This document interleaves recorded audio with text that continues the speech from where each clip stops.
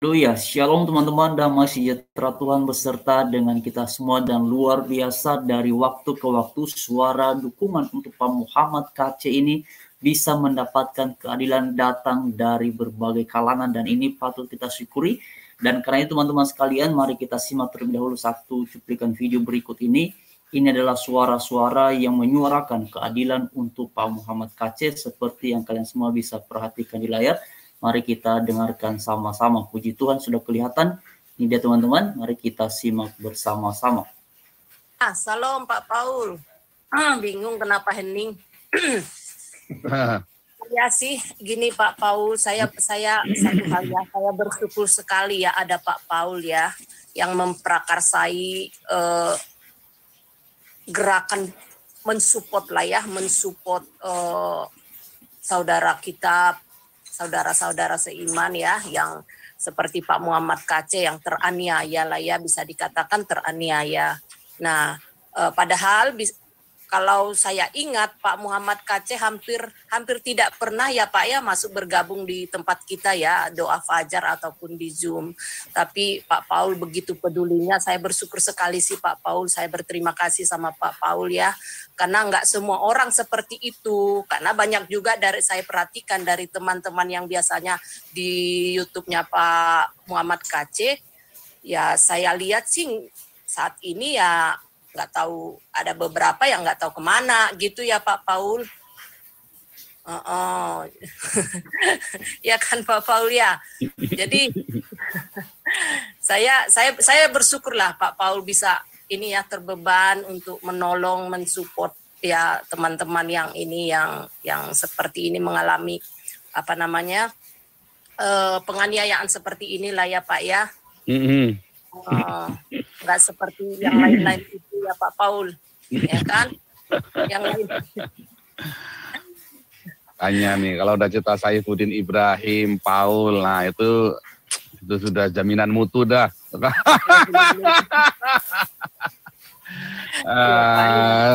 Ya, KC itu saya tidak setuju dengan cara KC ya, tetapi dia adalah sahabat kita ya dari awal.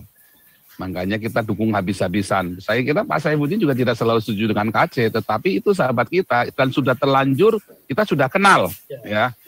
Jadi kita harus bela dan kita tahu dia konsisten dengan perjuangannya kan, apapun yang dia yakini ya kan. Tetapi dia konsisten. Itulah sebabnya saya kira Pak Saifuddin Ibrahim pun beliau juga di TO juga, tapi beliau mau mengurus ini, kebetulan orangnya ada di sini juga nih Pak Saifuddin Ibrahim, dia masuk juga nih. Ini sudah di Bali nampaknya nih kalau ngelihat. Ini backgroundnya ini background Bali nih. Ya. Aduh. Iya Pak Paul. Kemudian satu lagi saya sih begini Pak ya, melihat ini kan sebagai satu contoh ya bagaimana hukum penistaan agama itu begitu tidak adilnya gitu, karena kalau menurut saya Somad dengan Muhammad KC ada benang merahnya juga ya kasusnya mestinya. Ya. Tapi Somad tetap di luar sana berkeliaran ya kan. Sementara Pak Muhammad KC sudah masuk dan digebukin lagi ya kan. Tidak adilnya gitu. Jadi sama seperti yang dikatakan Pak Ardiansah tadi, bahwa tidak tertutup kemungkinan bahwa ini KC-KC lain akan korban lagi gitu loh Pak. Bagaimana sekarang ke depan kita memprotek terutama teman-teman para YouTuber ya, bagaimana memprotek mereka, sudah terjadi begini bagaimana gitu loh. Nah kita harus siap-siap seperti apa nanti ke depan, karena mereka sangat banyak, YouTuber kita sangat banyak gitu loh. Mereka melakukan mereka hanya mengcounter apa yang dikatakan oleh YouTube. Misalnya YouTuber dari sana, tapi ternyata mereka diadukan, terjerat undang-undang penistaan agama. Nah, padahal rata-rata kalau saya perhatikan Pak, YouTuber Kristen, misalnya kayak Pak Yudit, Pak Fafel suka diancam-ancam itu kan, padahal mereka biasanya menampilkan dulu, ya, misalnya kayak Pak Yudit tuh, Yudit siapa gitu, ditampilkan dulu misalnya ucapannya si Kainama misalnya contohnya, baru lalu dia bahas, memang monolog sih, nah tapi itu dulu yang ditampilkan, jadi dia dalam posisi mengcounter, tapi ternyata kita kan tidak sama artiannya kan sama dengan Pak Muhammad KC gitu. Nah itu dia teman-teman ya, mari kita lihat ini ya, jadi ini memang menarik sekali. Ya, suara-suara dukungan untuk Pak Muhammad KC ini datang dari berbagai kalangan, dan seperti yang sudah disampaikan tadi oleh Ibu Lisoy, memang ini menjadi satu keprihatinan juga dan sikap was-was agar pada akhirnya tiap-tiap orang yang aktif di media sosial ini seperti di YouTube ataupun di Facebook dan beberapa media sosial lainnya yang kerap kita pakai ataupun pergunakan untuk menjawab ocehan-ocehan mereka di luar sana terkait dengan iman kita orang Kristen, ya memang diperlukan juga kebijaksanaan karena kita berada pada situasi yang memang bisa disebut sulit ya teman-teman. Jadi terkesan memang saya tertarik tadi dengan gagasan awal yang disampaikan oleh Bu Lisoy. Beliau prihatin ya kalau Pak Muhammad KC bisa diproses sedemikian sampai hari ini. Kenapa si Abdul Somad yang juga pernah berbicara mengenai iman kita orang Kristen tentang jin kafir, yang mana salib itu merupakan simbol dari agama Kristen, justru pada akhirnya ya sepertinya biasa-biasa dan santai-santai aja teman-teman ya. Nah nanti akan ada yang bilang memang simbol agama Kristen bukan ini, bukannya salib dan segala macamnya. Ya kita tidak berbicara dalam ranah seperti, tapi semua orang tahu ya Abdul Somad itu berbicara mengenai di salib itu ada jin kafir. Bahkan ada satu ungkapan yang kemudian menegaskan ucapan dari Abdul Somad itu karena beliau berkata haleluya, haleluya. Nah istilah haleluya kalau kita terjemahkan ke dalam bahasa Indonesia itu kan artinya puji Tuhan. Nah bagaimana bisa ya kemudian si Abdul Somad mengatakan bahwa itu ada jin kafir katanya haleluya, haleluya. Nah teman-teman sekalian, memang yang pernah mengecam terkait dengan ucapan seperti itu bukan hanya kalangan umat Kristen, beberapa pegiat media sosial seperti Denny Siregar ataupun kemudian Dewi Tanjung, lalu Permadi Arya juga ikut mengomentari apa yang diucapkan oleh Abdul Somad tersebut.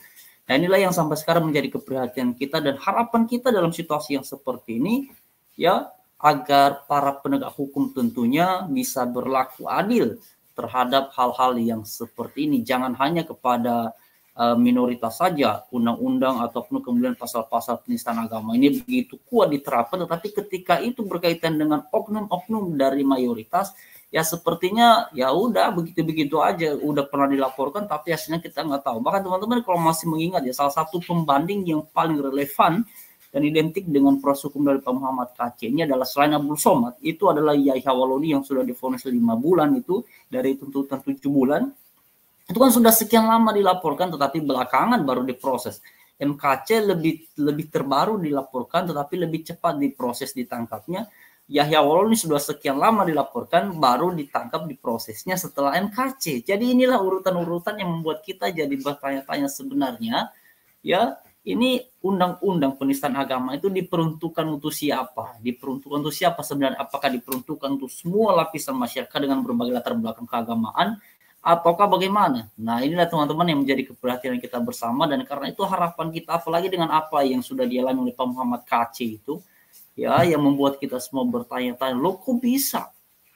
Tempat ya yang merupakan pusat ya teman-teman itu di Bareskrim sana, yang kita pikir harusnya di sana menjadi tempat yang aman ya, menjadi tempat untuk orang-orang di dalam situ bisa jauh dari segala ancaman yang tidak diinginkan, yang tidak sesuai dengan koridor hukum, justru terjadi. Dan ini dialami oleh Pak Muhammad KC. Bagaimana bisa seperti itu? Dan mengenai kronologi kejadian teman-teman ini sudah cukup ramai ya di media sosial, apalagi sudah pernah dipresentasikan oleh Pak Kamarudin Simanjuntak yang merupakan ya kalau nggak salah itu ketua tim penasihat hukumnya Pak MKC. Nah inilah yang luar biasa.